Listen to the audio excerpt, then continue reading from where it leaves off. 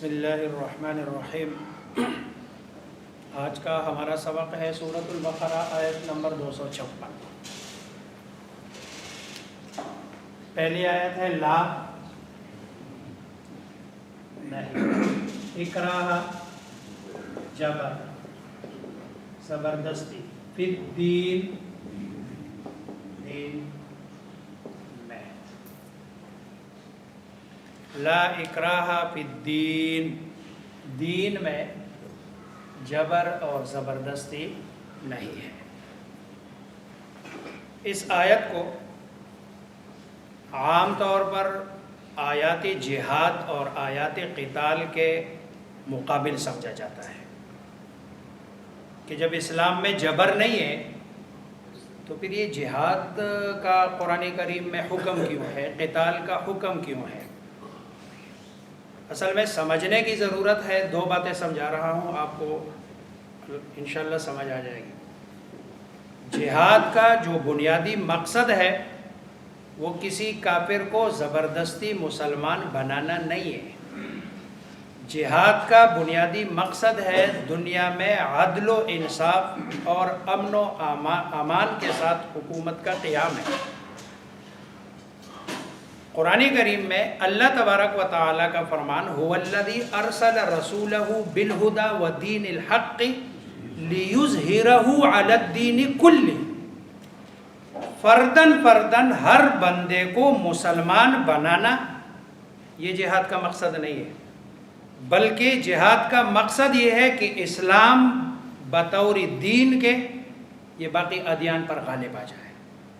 اسی لیے تو جہاد میں جو پہلی بات ہے، جب مجاہد جاتا ہے تو پہلی بات یہ ہے کہ لا الہ الا اللہ کی تعلیم دیتا ہے کہ بھئی آپ مسلمان ہو جاؤ، بات ہی ختم، ہمارے اور آپ کی کوئی لڑائی نہیں۔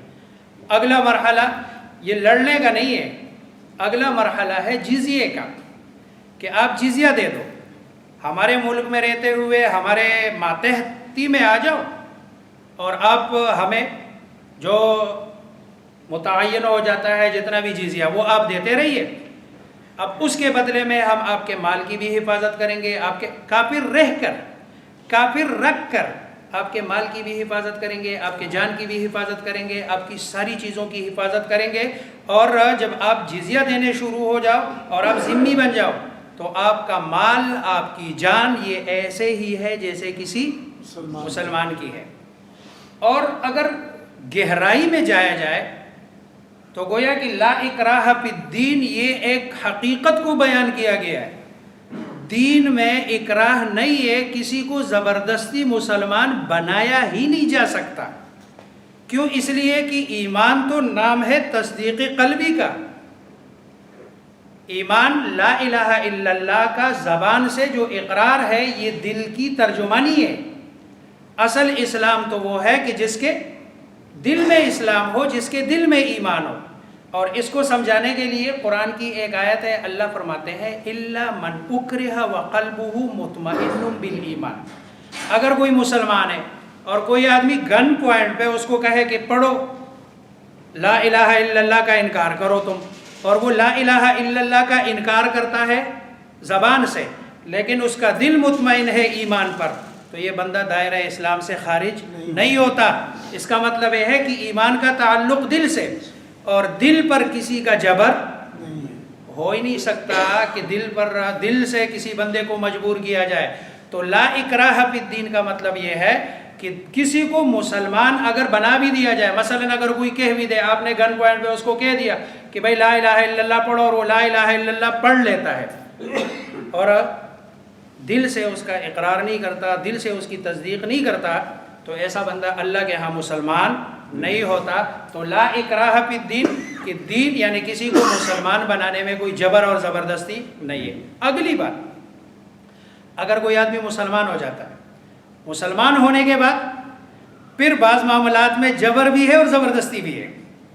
اس کو آپ یوں سمجھ لیں، آپ کی زبان میں اور آپ کے ماحول میں، اس کو یوں سمجھ لیں اگر ایک آدمی ہے، دیکھو آرمی میں کسی کو زبردستی نہیں لایا جاتا ہے، ہر بندہ اپنی مرضی سے جاتا ہے اور جا کے وہاں ٹیسٹ بھی دیتا ہے، ساری چیزیں دیتا ہے، لیکن جب ایک مرتبہ وہ آرمی کے میں اندر داخل ہو جائے اور وہ کہے کہ میں نے آرمی جوائن کر لی، اس کے بعد جو آرمی کے قوانین ہیں، ضابطے ہیں، اس کو زبردستی وہ سارے ماننے پڑیں گے، پھر اس کے لیے وہاں سے نکلنے کا کوئی راستہ نہیں ہے۔ اسی طرح جو اسلام ہے، اسلام میں زبردستی تو نہیں ہے، لیکن اگر ایک دفعہ آدمی داخل ہو جائے، داخل ہونے کے بعد پھر اس کے لیے باہر جانے کا راستہ نہیں ہے۔ من بدل دینہ فاقتلوہ، جو دین کو بدل دے اور جو اسلام کو چھوڑ کے دوسرے دین میں جائے گا۔ اور پھر رسول اللہ صلی اللہ علیہ وسلم کا فرمان، من رأى منکم منکرا، اگر آپ کسی کو برائی کرتے ہوئے دیکھو تو فلیغیرہ بیدہ، آپ اس کو ہاتھ سے روکو کہ نہیں آپ یہ برا کر رہے ہیں، یہ غلط کر رہے ہیں۔ ومن لم یستطع، اگر زبان سے ہاتھ سے روکنے کی طاقت نہیں ہے تو پھر آپ بلسانہ، زبان سے روکو۔ اگر اس کی بھی طاقت نہیں ہے تو دل سے روکو۔ دل سے روکنے کا کیا مطلب ہے؟ وہ عام طور پر اس کا ترجمہ کیا جاتا ہے دل سے برا سمجھو، دل سے برا نہیں سمجھو، کیونکہ پیچھے فلیغیرہ بیدہ، ہاتھ سے روکو، فلیغیرہ بلسانہ، زبان سے روکو، فلیغیرہ بقلبہ، دل سے روکو۔ دل سے روکنے کا کیا مطلب ہے؟ کہ بھئی سوچنا شروع کر دو کہ بھئی میں اتنا کمزور کیوں ہو گیا ہوں کہ میں کسی کو زبان سے نہیں روک سکتا، میں اتنا کمزور کیوں ہو گیا ہوں کہ میں کسی کو ہاتھ سے نہیں روک سکتا ہوں۔ اس کے لیے گویا کہ آج سے دل میں یہ عزم کر لو کہ اللہ تبارک و تعالی مجھے اس مقام اور مرتبے تک لے آئے کہ میں آئندہ کسی کو اگر برائی کرتا ہوا دیکھو تو ہاتھ سے روکنے پہ قادر ہوں، ورنہ تو کم از کم زبان سے تو روکنے پہ مجھے کیا ہو، قدرت۔ اس لیے اس کو بہت زیادہ لوگ اس میں استعمال کرتے ہیں۔ یہ قرآن کی آیات پڑھی ہے میں نے، لا اکراہ فی الدین، دین میں جبر نہیں ہے، اور دین میں ویسے بھی جبر نہیں ہے، کسی کو زبردستی کوئی بندہ مسلمان نہیں کر سکتا۔ اگر وہ کہہ بھی دے لا الہ الا اللہ، تو جب اس کا دل میں نہیں ہے مطمئن تو جناب وہ ویسے بھی مسلمان نہیں ہوتا۔ قد تبین الرشد من الغی، قد تبین، وہی بیانون، لفظ بیان ظاہر کے معنی میں، قد تبین تحقیق ظاہر ہو گئی، اور رشد اردو کا لفظ ہے، استعمال ہوتا ہے رشد ہدایت، سیدھا راستہ، من الغی گمراہی سے، یہ کفر کا راستہ، یہ گمراہی کا راستہ ہے، اور یہ جو اسلام کا راستہ ہے یہ ہدایت کا راستہ ہے۔ یہ ساری چیزیں قرآن نے الف لام میم سے لے کر والناس تک یہ دونوں راستے بتا دیے۔ وہدیناہم نجدین، ہم نے دونوں راستے بتا دیے۔ اب آگے جیسے سورہ دہر میں ہے، اما شاکرا و اما کفورا، کوئی اللہ پر ایمان لا کر اللہ کا شکر گزار بندہ بنتا ہے، اور یا بے ایمان رہ کر وہ اللہ کا نافرمان بنتا ہے۔ قد تبین الرشد من الغی فمن یکفر، پس من جو یکفر انکار کرے، بالطاغوت، طاغوت کا اردو میں ترجمہ تھوڑا سا مشکل ہے، اصل میں اس کا یہ لفظ ہے طغا ہے، سرکشی، یہ اس کا گویا کہ مبالغہ ہے۔ طاغوت سرکش، اس کا بعض لوگوں نے ترجمہ کیا کس کے ساتھ؟ شیطان کے ساتھ، کیونکہ سب سے بڑا طاغوت کیا ہے؟ شیطان۔ طاغوت کا مطلب کیا ہے؟ ہر وہ بندہ جو اللہ کی حاکمیت کو چھوڑ کر غیر اللہ کی حاکمیت کو تسلیم کرتا ہے اور اس کے لیے محنت کرتا ہے، یہ طاغوت ہے۔ جو اللہ کی حاکمیت کو مانتا نہیں اور اللہ کی حاکمیت کو تسلیم نہیں کرتا اور غیر اللہ کی حاکمیت کو تسلیم کرتا ہے اور اس پر اپنی زندگی گزارتا ہے اور لوگوں کو بھی اس کی طرف بلاتا ہے، یہ طاغوت ہے۔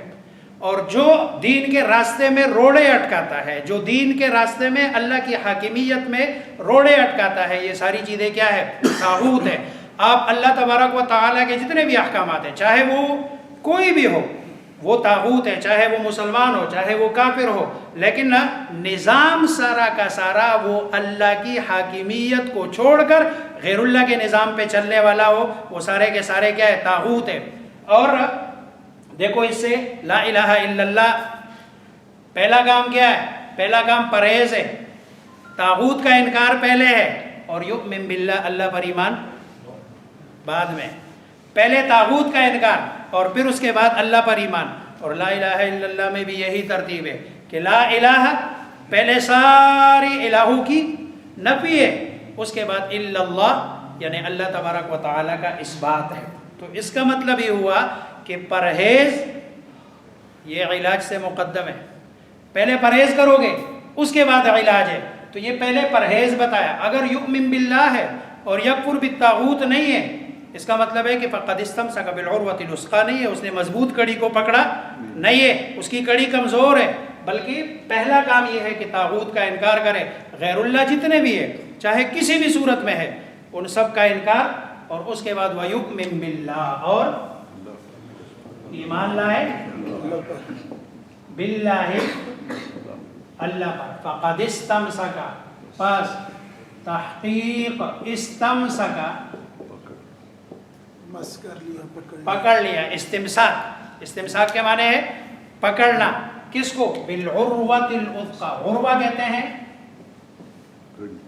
کڑی. الوثقی یہ لفظ پہلے گزرا ہے میثاق میں. وثوق وثیقہ نویس مضبوطی کے معنی میں ہے. میثاق کو بھی عہد کو بھی میثاق اس لیے کہتے ہیں کہ اس میں مضبوطی ہوتی ہے. وثیقہ نویس جو وثیقہ لکھتا ہے وہ وثیقہ اسی کو کہتے ہیں کہ جس سے بات کیا ہو جاتی ہے, پکی ہو جاتی ہے, مضبوط. یہاں وہی واو 3 قاف کا مادہ ہے الوثقی جس کو پکڑنے کے بعد بندے کا مال بھی محفوظ ہوتا ہے اور بندے کی جان بھی محفوظ ہوتی ہے اور اللہ تبارک و تعالیٰ کے سائے میں چلا جاتا ہے. اب یہ ساری چیزیں اس کی محفوظ ہو جاتی ہے. الا یہ کہ جیسے کہ کوئی کڑی آپ نے پکڑی ہوئی ہے اور آپ کو پتہ ہے اس کی رسی مضبوط ہے تو آپ کو ڈر نہیں ہے. الا یہ کہ بندہ خود اس کو چھوڑ دے. الا یہ کہ بندہ خود اس کو چھوڑ دے تو پھر گرے گا, ورنہ تو کڑی مضبوط ہے اس سے گرنے کا اندیشہ نہیں ہے. اس لیے یہ جو ایمان کی کڑی ہے یہ اتنی مضبوط ہے کہ اگر آپ نہیں چھوڑیں گے تو یہ ایمان کی کھڑی آپ کو گرنے نہیں دے گی, لیکن اگر آپ نے چھوڑ دیا تو پھر گر جائیں گے. وَيُؤْمِن بِاللَّهِ فَقَدِ اسْتَمْسَكَ پس تحقیق پکڑ لیا اس نے مضبوط کڑی کو. لَنْفِصَامَ یہ نہیں ٹوٹنا, لا نہیں, لہا اس کے لیے, یہ مؤنث ہے العروہ یہ مؤنث ہے. لنفصام لہا نہیں ہے ٹوٹنا اس کے لیے, یہ لفظی ترجمہ ہے. اور اس کے لیے ٹوٹنا یعنی وہ ٹوٹے گی. یہ ایسی کڑی ہے کہ جس کے لیے ٹوٹنا نہیں ہے, یہ ٹوٹے گی نہیں کیونکہ یہ اللہ تبارک و تعالیٰ کی بنائی ہوئی کڑی ہے ایمان. واللہ اور اللہ تبارک و تعالیٰ سمیع خوب سننے والا ہے, عالم اور خوب جاننے والا ہے. اللہ مجھے آپ سب کو سمجھنے عمل کرنے کی توفیق عطا فرمائے. مفتی صاحب قتال کی نوبت کب آئی؟ جہاد تو الحمدللہ جہاد تو سمجھ لگ گئی, قتال کی نوبت کب آئی؟ قتال اور جہاد ایک ہی چیز ہے. نہیں مطلب اس کو ضمنی اگر وہ نہیں دیتا جزیہ تو پھر اس صورت میں ہوئے کیسے؟ اگلا مرحلہ پھر جہاد کا ہے. اس کا مطلب ہے کہ وہ جزیہ نہیں دے رہا ہے. قرآن کریم میں اللہ تبارک و تعالیٰ اس کی علت خود بتاتے ہیں. وَيَسْعَوْنَ کافروں کی جب بات کرتے ہیں تو اللہ بتاتے ہیں وَيَسْعَوْنَ فِي الْأَرْضِ فَسَادًا وَاللَّهُ لَا يُحِبُّ الْمُفْسِدِينَ. یہ لوگ زمین میں فساد پھیلاتے ہیں اور اللہ تبارک و تعالیٰ فساد کو پسند نہیں کرتے ہیں. پھر تیسرا مرحلہ ہے کہ جب آپ سلطنتی اسلامیہ کے ماتحت رہنا نہیں چاہتے ہو, اس کا مطلب ہے کہ تم برابری چاہتے ہو, اور برابری کی صورت میں اب جہاد کا حکم ہے تیسرا کہ بھئی اب آؤ لڑتے ہیں, جو ہے نا وہ اللہ کا نام لے کر پھر لڑا جاتا ہے. اور یہی ہے پھر اس کے بعد آگے کہ بھئی آپ عورت کو نہیں قتل کرو گے. دیکھو عورت کو قتل, حالانکہ کافر تو عورت بھی ہے. بوڑھے کو نہیں قتل کرو گے, حالانکہ کافر تو بوڑھا بھی ہے. اس کا مطلب ہے کہ ایمان اس سے زبردستی قبول کروانا مقصود نہیں ہے. عورت سے فساد کا امکان نہیں ہے اور اس بوڑھے سے فساد کا امکان نہیں ہے. الا یہ کہ اگر عورت ملکہ ہو, ظاہری بات ہے پھر جب ملکہ ہے تو اس سے فساد کا امکان ہے. بوڑھا اگر مشیر ہو تو پھر اس سے فساد کا امکان. تو آپ دیکھ لو جتنے بھی جہاد کے احکامات ہیں اس کے پیچھے امن و امان, عدل و انصاف کا قیام ہے اور دنیا سے فساد فی الارض کا, دنیا سے فساد کو اور زمین سے فساد کا خاتمہ ہے. یہی بنیادی مقصد ہے. کسی کو زبردستی مسلمان کرنا نہیں. اور زبردستی جیسے میں نے کہا کوئی بندہ مسلمان ہو ہی نہیں سکتا، ممکن ہی نہیں ہے کہ کوئی بندہ زبردستی، کیونکہ ایمان تو کس کے ساتھ اس کا تعلق ہے؟ دل پر، اور دل پر جبر ہو ہی نہیں سکتا، کسی کا بھی دل کو مجبور نہیں کیا جا سکتا۔